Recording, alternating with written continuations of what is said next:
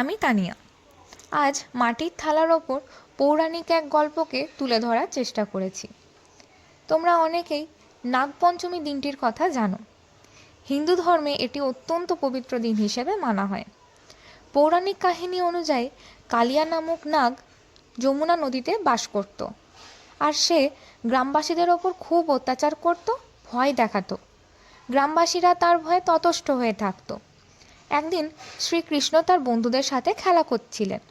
সেই সময় তার খেলনা নদীতে পড়ে যায়।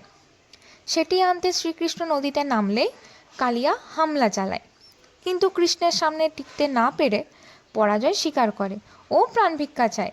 সেই সঙ্গে গ্রামবাসীদেরও কখনো ক্ষতি করবে না বলে প্রতিশ্রুতি দেয়।